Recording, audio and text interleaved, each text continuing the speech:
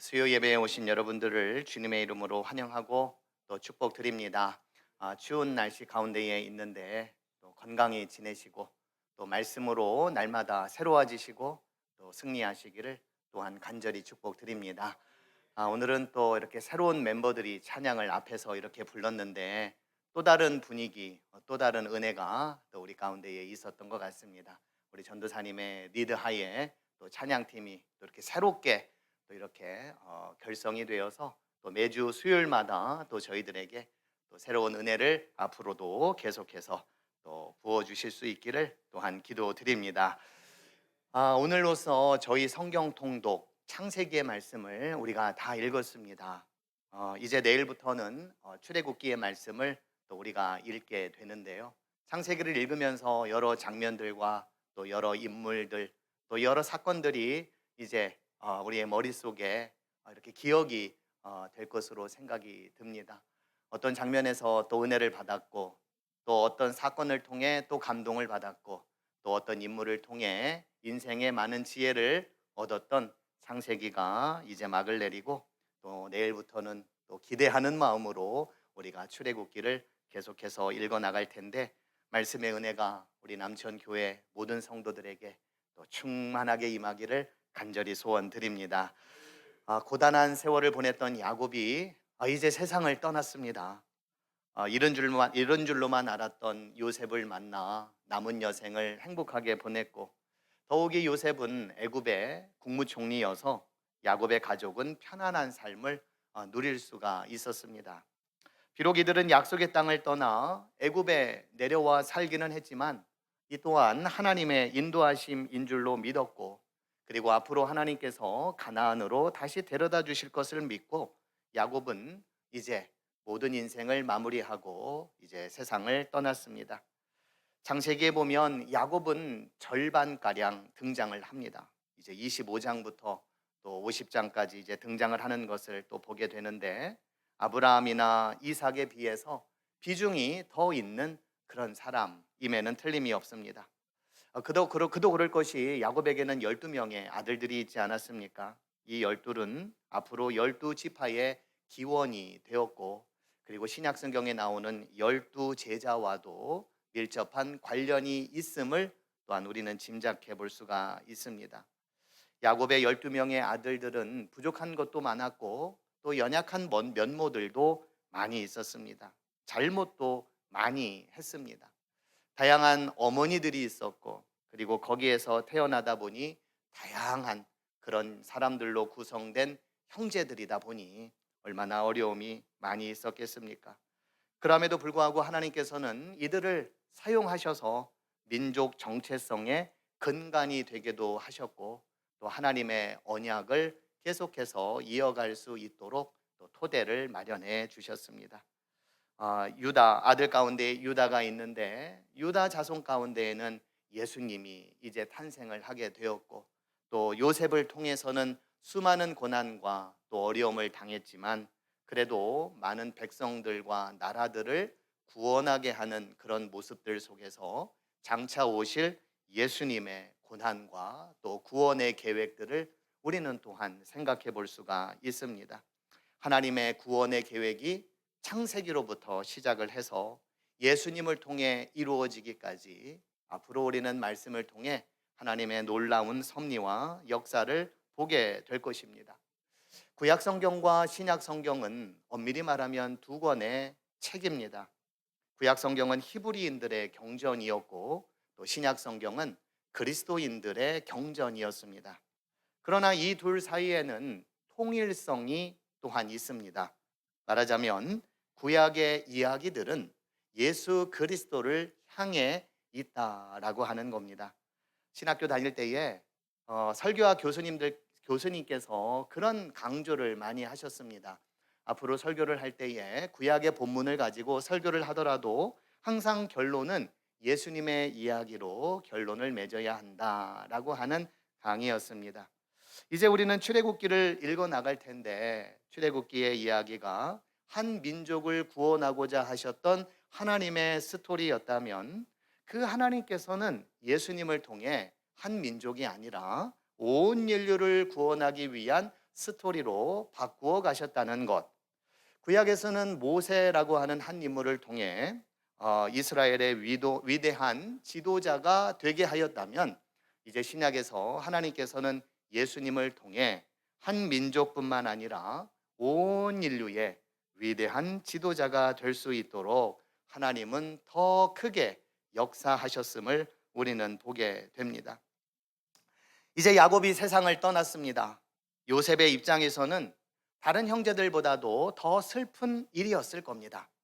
어릴 적 아버지에 대한 기억은 있지만 애굽으로 팔려간 다음 아버지에 대한 기억은 없기 때문에 그렇습니다. 그래서 야곱의 장례식은 성대하게 열렸고, 그리고 엄숙하게 진행이 되었습니다.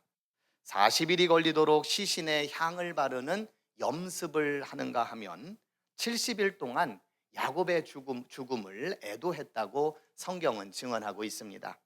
그리고 아버지 야곱의 부탁대로 그를 가나안 땅에 모시게 되었습니다. 요셉은 장례를 치르러 가나안으로 올라갔는데, 이때 그 가족들과 함께 있었던 애굽의 사람들은 쟁쟁한 자들이었습니다. 바로의 신하들, 왕궁의 원로들, 이집트 땅의 원로들이 가족들과 함께 가나안으로 향했습니다. 이 광경을 본 가나안 족속 사람들이 애굽 사람의 큰 애통이다라고 해서 그 땅 이름을 아벨미스라임이라고 지었습니다. 생각해 보면 유랑민의 한 족장이었던 야곱, 그의 삶은 파란만장했습니다.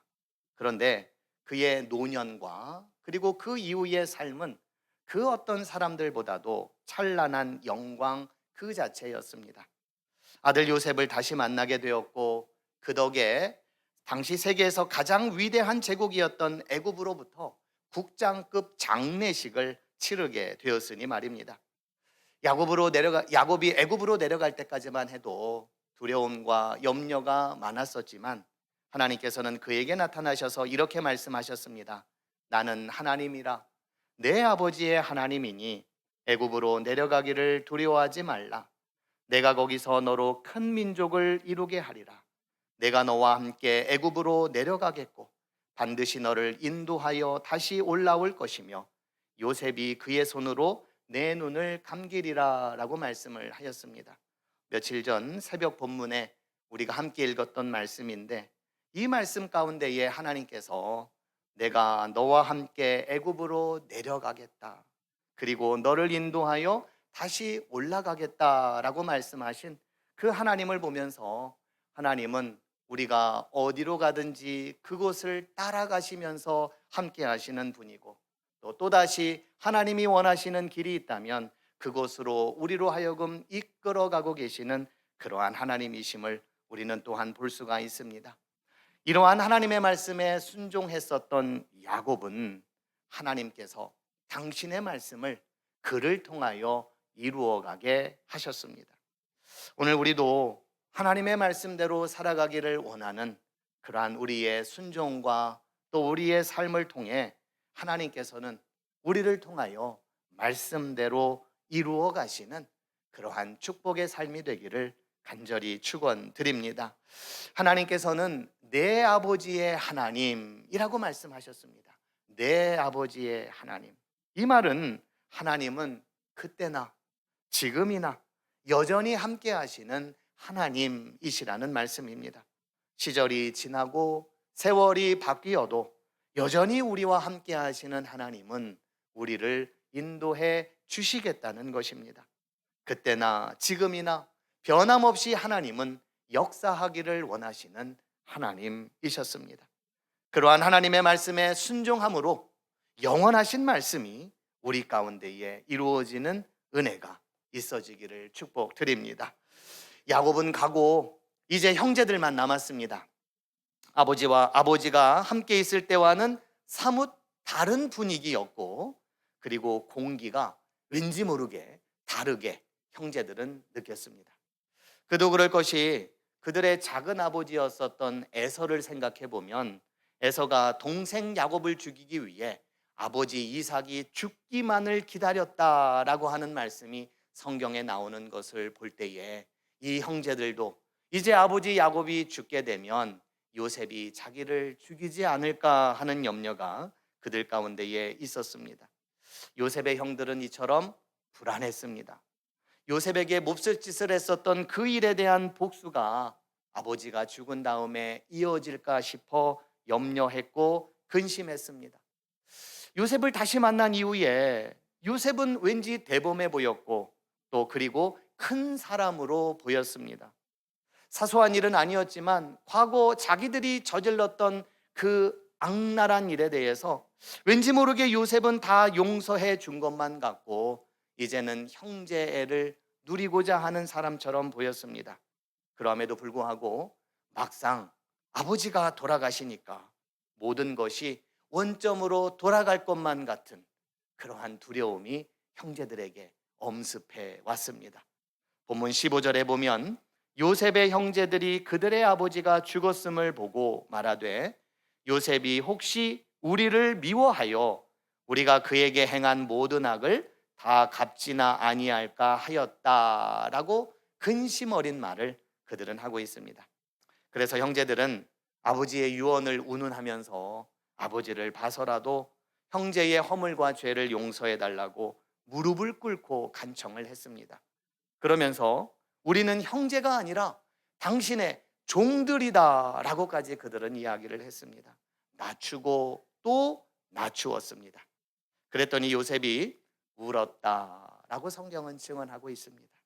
그러면서 두려워하지 마소서, 내가 하나님을 대신하리까라며 형제들을 안심시켰습니다. 창세기에 보면 여러 갈등들의 이야기들이 나옵니다. 그 가운데에 형제지간의 갈등 내용이 참 많습니다. 가인과 아벨, 이스마엘과 이삭, 에서와 야곱, 그리고 여성 형제들 가운데에는 레아와 라헬이 있었습니다. 그리고 요셉과 그의 형제들이 또한 갈등 가운데에 있었습니다. 그 갈등 관계는 죽음으로 끝을 맺기도 했고 심각한 분열과 헤어짐으로 끝나기도 했습니다. 인간들의 이러한 모습은 동물의 세계에서도 펼쳐지는 이야기입니다. 약육강식, 적자 생존, 동물들도 생존을 위해서라면 피나는 투쟁을 하지 않습니까? 그러나 우리 인간은 하나님의 형상으로 지음을 받은 그러한 창조물이기 때문에 생육하고 번성하고 땅에 충만하기 위해서 갖은 노력과 투쟁을 하는 것은 맞지만 인간은 동물들과 달리 배려심도 있어야 합니다.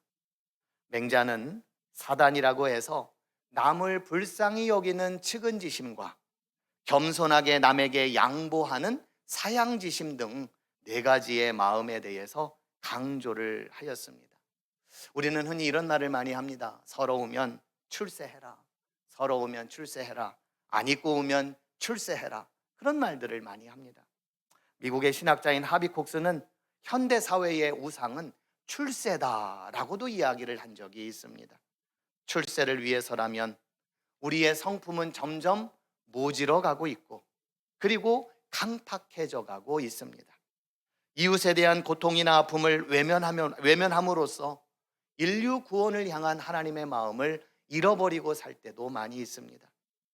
형들에 대한 요셉의 태도는 그렇게 변질되어 가고 있는 우리 인간의 모습에 경종을 울리고 있습니다. 두려워하지 마소서, 내가 하나님을 대신하리이까. 당신들은 나를 해하려 하였으나 하나님은 그것을 선으로 바꾸사 오늘과 같이 많은 백성의 생명을 구원하게 하시려 하셨습니다. 어떻게 생각해 보면 이 말은 요셉이 국무총리가 되었으니까, 형들보다는 이제는 우위에 점하게 되었으니까 할 수 있는 말이겠거니 생각할 수도 있습니다. 요셉이 만약에 감옥에 있었다면 절대로 이런 말을 할 수는 없을 것입니다. 그러나 모든 사람들이 높은 자리에 올라갔다고 해서 요셉처럼 행동하는 것은 아닙니다. 어떤 사람은 보복을 할 수도 있습니다. 어떤 사람은 처형을 할 수도 있습니다. 자신의 힘을 가지고 약한 이들을 괴롭게 할 수도 있습니다. 그러나 요셉은 그렇게 하지를 않았습니다. 강력한 힘을 가지고 있음에도 불구하고 사람들을 좌지우지하지 않았습니다. 도리어 그 힘을 가지고 훌륭한 결단을 내렸습니다. 내가 하나님을 대신하리이까? 당신들은 두려워하지 마소서. 내가 당신들과 당신들의 자녀를 기르리이다 라고 그는 말을 했습니다. 요셉은 하늘 높은 줄 모르는 사람이 아니었던 겁니다. 요셉은 하나님 앞에서 훌륭한 삶을 살기를 원했던 그런 사람이었습니다. 그 삶이란 사람에 대한 미움과 원망을 내려놓는 것이었습니다. 믿음은 한마디로 말하면 내려놓음입니다. 나의 죄와 허물, 인생의 무거운 짐, 과도한 우리의 욕망, 그리고 나를 붙잡고 있는 부정적인 감정을 내려놓는 것입니다. 예수 그리스도를 통한 하나님의 사랑에 우리가 연결되어 그 사랑으로 말미암아 내가 하고 싶은 일을 내려놓는 것, 그것이 믿음인 것입니다. 누군가는 요셉에게 이렇게 물을지도 모르겠습니다. 당신은 억울하지도 않습니까? 그렇게 쉽게 형제들을 용서하다니요. 아버지 야곱이 죽은 다음에 다른 형제들도 그랬겠지만 성경은 요셉이 울었고 애곡하였다고 증언하고 있습니다. 그때 요셉은 눈물을 흘리며 여러 가지 다짐들을 했을 겁니다. 형제들에 대해 이미 용서하고자 하는 마음을 먹었지만 저들을 더 용서하고자 하는 확신의 마음이 들었을 겁니다. 그런데 그렇게 울었던 요셉이 형제들이 두려워하는 마음으로 용서를 구할 때에 그는 또 울었다고 성경은 말씀하고 있습니다. 요셉은 울보였습니다. 그런데 그 울음이 아버지의 뜻을 이어가게 했고 형제들을 용서하게 만든 울음이었습니다. 요셉은 수도 없이 울었던 사람입니다. 애굽으로 팔려갈 때에도, 보디발 장군의 집에서 일을 할 수 있을 때에도, 억울한 누명을 쓰고 감옥에 갔을 때에도, 꿈을 해석했지만 잊혀지고 말았을 때도, 애굽의 총리가 되어 형제들을 다시 만나고 아버지를 다시 만나게 되었을 때에도 그는 울었습니다. 그리고 그 아버지가 돌아가셨을 때에는 울었고 애곡을 했습니다. 요셉의 눈물은 하나님의 마음이었습니다. 하나님께서 주신 마음이었습니다. 그리고 하나님을 향한 마음이었습니다. 그 마음으로 세상을 보고 사람을 보니까 하늘 아래 우리 모두는 불쌍하고 연약한 존재들이고 이왕이면 다툼과 싸움이 아니라 사랑을 더 많이 해야 할 존재라는 것을 그는 울면서 그리고 또 울면서 다짐하고 또 다짐했습니다. 우리에게 없는 것이 무엇입니까? 눈물이 아닐까요? 다툼과 싸움은 여전히 우리 가운데에 많이 있고 시기와 질투는 여전히 우리 가운데에 많이 있는데 눈물이 없는 까닭에 우리는 여전히 내려놓지 못하고 살아가고 있는 것은 아닐까요? 당신들은 나를 헤아려 하였으나 하나님은 그것을 선으로 바꾸사 오늘과 같이 많은 백성의 생명을 구원하게 하시려 하셨습니다. 오늘 우리의 삶이 내일 어떻게 이루어질지 우리는 잘 모릅니다. 다만 한 가지 분명한 것이 있다면 하나님께서는 모든 것을 선으로 바꾸시사 구원의 길로 우리를 인도해 주신다는 것입니다. 이 믿음을 가지고 살아가시는 저와 여러분들이 되기를 주님의 이름으로 간절히 축원드립니다.